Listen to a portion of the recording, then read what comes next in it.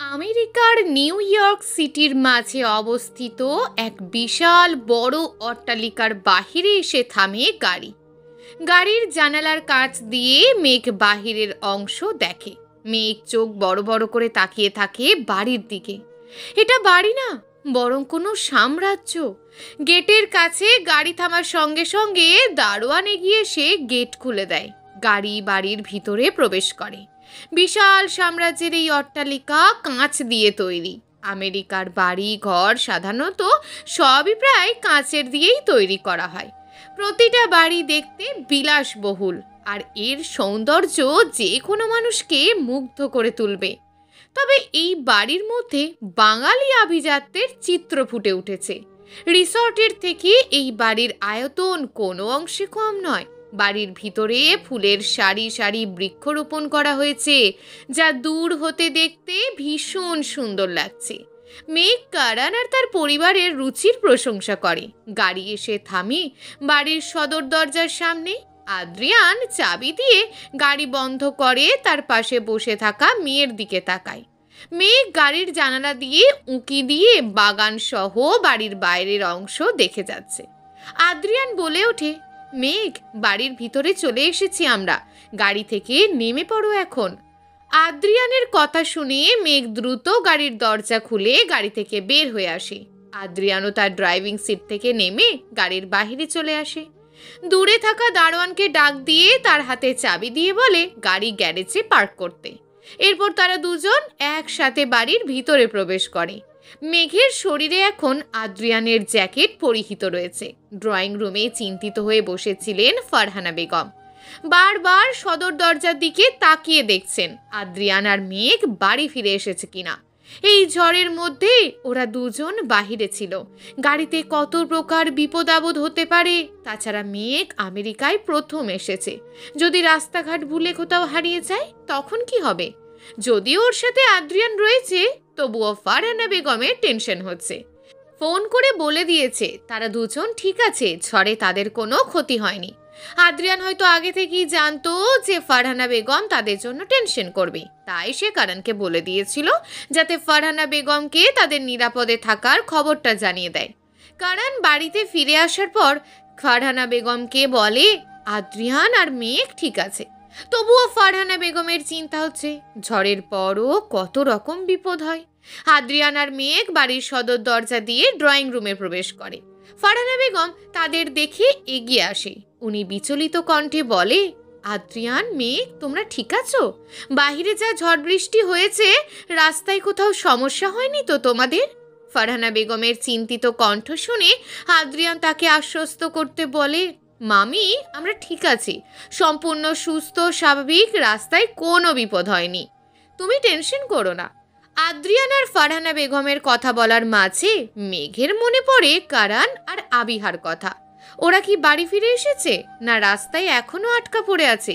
ফারহানা বেগমকে মেঘ জিজ্ঞেস করে, আন্টি, আবিহা আর কারান ভাই কি বাসায় ফিরে এসেছে?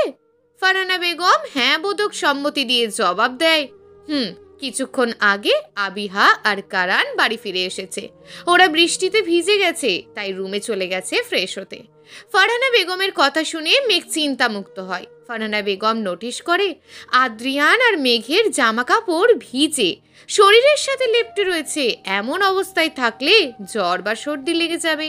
ফারহানা বেগম বলে, মেঘ, আদ্রিয়ান, তোমরা দ্রুত রুমে গিয়ে জামা কাপড় পাল্টে নাও।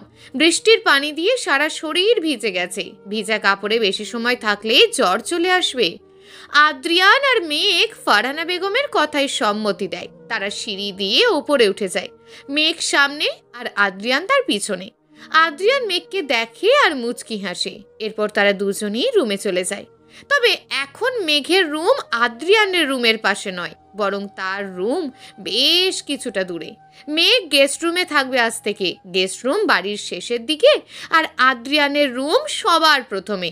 যদিও মেঘ এতে খুশিই হয়েছে, কারণ সে চায় আদ্রিয়ানের থাকি দূরে থাকতে। মেঘ গেস্ট রুমে চলে যায়, আর আদ্রিয়ান তার রুমের দরজা খুলে ভিতরে প্রবেশ করে। মেঘ রুমে প্রবেশ করে আয়নার সামনে দাঁড়ায়। আয়নায় থাকা নিজস্ব প্রতিবিম্বের দিকে তাকায়। তার শরীরে জড়ানো আদ্রিয়ানের জ্যাকেটে হাত রাখে। এরপর জ্যাকেটের বোতামে হাত দিয়ে ধীরে ধীরে তার শরীর থেকে খুলে ফেলে। মেঘের সুতির শাড়ি তার শরীরের সাথে লেপ্টে আছে। ভেজা শাড়ির আড়ালে মেঘের দেহের প্রতিটা ভাঁজ স্পষ্ট। তার পেট, নাভি প্রায় সবই দেখা যাচ্ছে। আদ্রিয়ান সচকে মেঘকে এমন অবস্থায় দেখেছে, এই কথা মনে পড়তেই মেঘের ভীষণ লজ্জা করছে। তার গালে লাল রক্তিম আভা চলে এসেছে। মেঘ তার হাতে থাকা জ্যাকেট আলতো করে স্পর্শ করে। এরপর সে আবার আদ্রিয়ানের জ্যাকেটে তার গায়ে জড়ায়।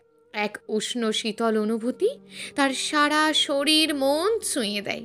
এই জ্যাকেট তার প্রিয় মানুষের, যাকে মেঘ মন প্রাণ আত্মা উজাড় করে ভালোবাসে। মেঘের মনে হয় সে আদ্রিয়ানের জ্যাকেট নয়, বরং স্বয়ং আদ্রিয়ান রেদোয়ানকে জড়িয়ে ধরে রেখেছে খুব শক্ত করে।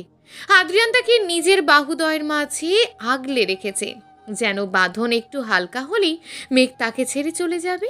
আদ্রিয়ানের জ্যাকেট থেকে আসা এক মিষ্টি সুবাস মেঘের নাকে আসে। মেঘ চোখ বন্ধ করে, কিছু মুহূর্তে অনুভব করে তার স্বামীকে। বাস্তবে হয়তো এমন করে সে কখনো আদ্রিয়ানকে জড়িয়ে ধরতে পারবে না। স্বামীর বুকে মুখ গুজিয়ে তার শরীরের ঘ্রাণ নেওয়ার সৌভাগ্য তার হবে না, কারণ আদ্রিয়ান তার স্বামী নয়। আর তালাক দিয়েছে সে মেঘকে, আর ওপরে থাকা মেঘের সকল অধিকার বন্ধন ছিন্ন করে দিয়েছে। আদ্রিয়ান এখন জিয়ার, তাকে ভালোবাসার, জড়িয়ে ধরার, যত্ন করার, আগলে রাখার অধিকার শুধুমাত্র জিয়ার, মেঘের নয়। তবুও মেঘ বেহায়ার মতন আদ্রিয়ানের কাছেই ফিরে যায়। কিন্তু মেঘের কি একার সব দোষ? মেঘ চায় আদ্রিয়ানের তাকে দূরে থাকতে। সে শত চেষ্টা করে নিজের জীবনের অতীতকে ভুলে গিয়ে বর্তমান নিয়ে বাঁচতে, কিন্তু ভাগ্য তাকে প্রতিবার আদ্রিয়ানের কাছে নিয়ে যায়। মেঘ যত দূরে থাকতে চায় আদ্রিয়ানের থেকে, নিয়তি ঠিক ততই কাছে নিয়ে যায়। মেঘ এখন এই কাছে দূরে নামক এক খেলায় সে বিরক্ত। মেঘ একটু পর চোখ খুলে তাকায়। আদ্রিয়ানের জ্যাকেট খুলে বিছানায় রাখে। জ্যাকেট এখন ভিজে, বাহিরে রোদ উঠলে ধুয়ে শুকিয়ে আদ্রিয়ানকে ফেরত দিয়ে আসবে সে। মেঘ ওয়াশরুমে চলে যায় ফ্রেশ হতে। এরপর ফ্রেশ হয়ে এসে বিছানায় শুয়ে পড়ে। শরীর বেশ টায়ার্ড মেঘের, এখন বিশ্রাম দরকার। আদ্রিয়ান তার রুমে এসে আলমারি থেকে শুকনো কিছু জামা কাপড় নিয়ে ওয়াশরুমে চলে যায়। ওয়াশরুম থেকে ফ্রেশ হয়ে এসে টেবিলে থাকা হেয়ার ড্রায়ার দিয়ে চুল শোকাতে থাকে। কিছুক্ষণ আগের বৃষ্টি ভেজা মুহূর্তের কথা মনে পড়ে যায় তার। সঙ্গে সঙ্গে আদ্রিয়ানের মুখে হাসি ফুটে ওঠে। মেঘের প্রতি ধীরে ধীরে আদ্রিয়ানের অনুভূতি প্রখর হয়ে উঠছে, যা আগে কোনো নারীর প্রতি জন্মায়নি। তবে কি সত্যি আদ্রিয়ান মেঘের প্রেমে পড়ে যাচ্ছে? আমেরিকায় এসেছে প্রায় 9 বছর হয়েছে আদ্রিয়ানের। এই 9 বছরে রাস্তাঘাটে, কলেজে, হাসপাতালে বহু নারীকে দেখেছে আদ্রিয়ান, কিন্তু তার কারোর প্রতি মুগ্ধতা বা ভালো লাগা কাজ করেনি। কোনো মেয়ের সাথে একবার কথা বললে এমন কিছুই মনে হয়নি। পরে আর তার সাথে কথা বলা বা দেখা করার ইচ্ছে করেনি। কিন্তু মেঘকে দেখে আদ্রিয়ানের মনে অন্যরকম অনুভূতি হয়। তার মনের সুপ্ত বাসনা মেঘকে দেখে জাগ্রত হয়। কিন্তু আদ্রিয়ান তার জীবনের সাথে কোনো নারীকে জড়াতে চায় না। তবে কি তার মেঘের থেকে দূরে থাকা ঠিক হবে, নাকি আবার নতুন করে একবার সুযোগ দেবে তার জীবনকে? মেঘকে ভালোবাসতে দেবে তার মনকে? আদ্রিয়ানের এখন কি করা উচিত সে সত্যিই জানে না। রাত প্রায় 11:30। মেঘ ঘুম থেকে ওঠে 8টার দিকে। আবিয়া রুমে গিয়ে তার সাথে একবার দেখা করে আসে। ড্রয়িং রুমে বসে সকলে রাতের খাবার খায়। আদ্রিয়ান তখন ঘুমিয়েছিল, তাই সে খাবার খেতে আসেনি। মেঘের সাথে আদ্রিয়ানের আর দেখা হয়নি। মেঘ তার রুমে বসে টেবিলের ওপর বই রেখে পড়াশোনা করছিল। আমেরিকায় আসা আর আবিহার বিয়ের জন্য প্রায় 1 সপ্তাহ পড়াশোনা করতে পারেনি। কাল বাদে পরশু থেকে তার মেডিকেলের ক্লাস শুরু হয়ে যাবে। তখন প্রচুর পড়াশোনার চাপ থাকবে, তাই আগে থেকেই পরীক্ষার জন্য নির্ধারিত অধ্যায় পড়ে রাখছে, যাতে ভবিষ্যতে সমস্যা না হয়। আর দেশের পড়াশোনার সাথে আমেরিকার পড়াশোনার অনেক পার্থক্য, আর বেশ কঠিনও। মেঘ তার পূর্ণ মনোযোগ দিয়ে পড়াশোনা করছে। আদ্রিয়ান এখন তার রুমে বসে আছে, ল্যাপটপে কাজ করছিল। এখন মেডিকেল স্টুডেন্টের ক্লাস যেহেতু আদ্রিয়ানকে নিতে হবে, তাই ওর কিছু বই দরকার, যেখান থেকে গুরুত্বপূর্ণ অধ্যায় সে সিলেক্ট করে রাখবে। আদ্রিয়ান বিছানা ছেড়ে উঠে দেয়। তার টেবিলের কাছে যায়, প্রায় 5 মিনিট ধরে যেখানে একটা বই খুঁজে যাচ্ছে, কিন্তু কোথাও সেই বইটা খুঁজে পাচ্ছে না। মেডিকেলের পড়াশোনা শেষ করেছে আদ্রিয়ান প্রায় 3 থেকে 4 বছর আগে। এখন তার পুরাতন বই কোথায় রেখেছে তার মনে পড়ছে না। তবে সাধারণত বইগুলো গেস্ট রুমে বা স্টোর রুমে রাখা আছে। স্টোর রুমে রাখা হয়নি বই, মনে হয় গেস্ট রুমেই রয়েছে। গেস্ট রুমের টেবিলে তার সকল পুরাতন বই সাজিয়ে রাখা হয়েছে। আদ্রিয়ানের মনে পড়ে গেস্ট রুমে মেঘ থাকবে আজ থেকে। এত রাতে কি মেঘের রুমে যাওয়া তার ঠিক হবে? মেঘ হয়তো ঘুমিয়ে পড়েছে, কিন্তু তার ওই বইটা সত্যিই প্রয়োজন। আদ্রিয়ান কিছুটা ইতস্তত বোধ করছিল মেঘের রুমে যেতে। তবে বইটা তো মেঘের পড়াশোনার জন্য দরকার, মেডিকেল ক্লাসেও মেঘ থাকবে। আদ্রিয়ান তার রুম থেকে বের হয়ে মেঘের রুমের দিকে পা বাড়ায়। মেঘ তার রুমে বসে পড়াশোনা করছিল, তাই বই ব্যাগ সহ প্রয়োজনীয় সকল জিনিসপত্র আবিহা আগে থেকেই গেস্ট রুমে এনে দিয়েছে। মেঘ তার বইয়ের পাতায় কলম দিয়ে মার্ক করছে, তার মনে মনে মুখস্থ করছে পড়া। তখনই হঠাৎ করে তার রুমের দরজায় কড়া নাড়ার শব্দ শোনা যায়। মেঘ ঘড়ির দিকে তাকিয়ে দেখে রাত প্রায় 12টা বাজে। এত রাতে মেঘের রুমে কি এসেছে? মেঘ বই বন্ধ করে চেয়ার থেকে উঠে দাঁড়ায়, এরপর এগিয়ে যায় দরজার কাছে। মেঘ দরজার লক খুলে দেয়। তার সামনে দাঁড়িয়ে আছে আদ্রিয়ান। এত রাতে আদ্রিয়ান তার রুমে এসেছে কেন? মেঘ আদ্রিয়ানকে প্রশ্ন করে, আদ্রিয়ান স্যার, আপনি এত রাতে হঠাৎ আমার রুমে? আদ্রিয়ানও মেঘের দিকে তাকায়। তার মাথায় হঠাৎ দুষ্টু বুদ্ধি উদয় হয়। আদ্রিয়ান এক পা করে মেঘের দিকে কিছুটা এগিয়ে আসে। মেঘ কিছুটা পিছিয়ে যায়।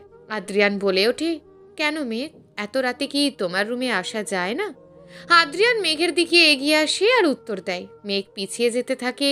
মেঘ ধীরে ধীরে পেছাতে পেছাতে টেবিলের কাছে গিয়ে পৌঁছায়। টেবিলের কোণায় তার কোমর আটকে যায়। আদ্রিয়ানের মেঘকে জ্বালাতে বেশ মজা লাগছিল। মেঘের ভীতু ভীতু চেহারা, শুকনো ঢোক গেলা, সবকিছু বেশ এনজয় করছিল সে। আদ্রিয়ানও কম যায় না, সেও টেবিলের কাছে এগিয়ে যায় মেঘের খুব নিকটে এবং মেঘের টেবিলের কোণায় 2 হাত রাখে। মেঘের কাঁধের কাছে মুখ নেয়। আদ্রিয়ানের এমন কাছে আসায় মেঘ কিছুটা কেঁপে ওঠে। সে চোখ বন্ধ করে বলে ওঠে, আদ্রিয়ান স্যার, কি করছেন? আদ্রিয়ান মেঘের সাথে আরেকটু ঘনিষ্ঠ হলো। এরপর ওর হাত টেবিলের কোণা থেকে সরিয়ে মেঘের কোমরের পাশ দিয়ে নিয়ে টেবিলের ওপর সারিতে রাখা বইয়ের কাছে নিল। এরপর কাঙ্ক্ষিত বইটা হাতে নিয়ে মেঘের থেকে দূরত্বে সরে গিয়ে বলে, বই নিতে এসেছিলাম। মেডিকেল স্টুডেন্টের পড়াশোনার জন্য এই বইটা প্রয়োজন, তাই এত রাতে তোমার রুমে এসেছি মেঘ। আদ্রিয়ানের মুখে হঠাৎ বইয়ের কথা শুনে মেঘ চোখ খুলে তাকায়।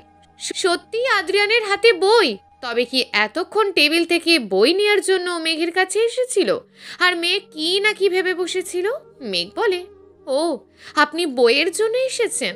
আমি আবার অন্য কিছু কি ভাবলাম। আদ্রিয়ান জানে মেঘ কি ভাবতে পারে। আদ্রিয়ান তার দুষ্টু হাসি লুকিয়ে রেখে বলে, ওয়েট মেঘ, তুমি কি অন্য কিছু চিন্তা করছিলে? যে আমি তোমার এত কাছে এসে তোমার সাথে উল্টোপাল্টা কিছু করব?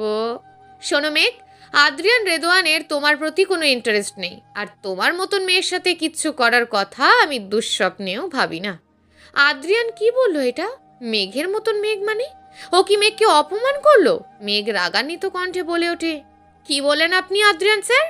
আমার মতন মেয়ের সাথে আপনি কিছু করবেন না মানে? কোনো কিচ্ছু করবেন না? আমার মধ্যে কিসের অভাব রয়েছে? আমি সুন্দরী, শিক্ষিত, তবুও কেন কিছু করবেন না? মেঘের কথা শুনে আদ্রিয়ানের হাসি থামিয়ে রাখতে কষ্ট হচ্ছে। আদ্রিয়ান সন্দেহবোধক দৃষ্টি নিয়ে মেঘের দিকে তাকিয়ে বলে, মেঘ, তুমি কি চাও? আমি তোমার সাথে কিছু বলতে কি করব? তুমি কি বলতে চাও? যে আমি তোমার সাথে বাসো? মেঘ বুঝতে পারে সে রাগের মাথায় কি বলে ফেলেছে, তাই আদ্রিয়ানের কথা শেষ হওয়ার আগেই মেঘ বলে ওঠে, চুপ করুন আপনি, আর রুম থেকে যান, পড়াশোনা করব আমি। ওকে, চলে যাচ্ছি, বাই মেঘ। আদ্রিয়ান চলে যেতেই মেঘ রুমের দরজা বন্ধ করে দেয় আর শতখানি গালি দেয়। যদি টেবিলের থেকে বই নেওয়ার থাকতো, তবে মেঘের এত কাছে আসার দরকার কি ছিল? শয়তান, খবিশ বেটা। চলবে গল্প তোমার নামে নীলচে তারা, লেখিকা হিয়া। প্রিয় দর্শক বন্ধুরা, এই গল্পটি চলমান এবং এখনো বেশ কয়েকটি পর্ব দেওয়া হবে। পরবর্তী পর্বগুলো নিয়মিত পেতে আমাদের চ্যানেলটিকে অবশ্যই সাবস্ক্রাইব করে রাখবেন। দেখা হবে পরবর্তী ভিডিওতে। ততক্ষণ ভালো থাকুন, সুস্থ থাকুন এবং নিজের পরিবারের খেয়াল রাখুন। ধন্যবাদ।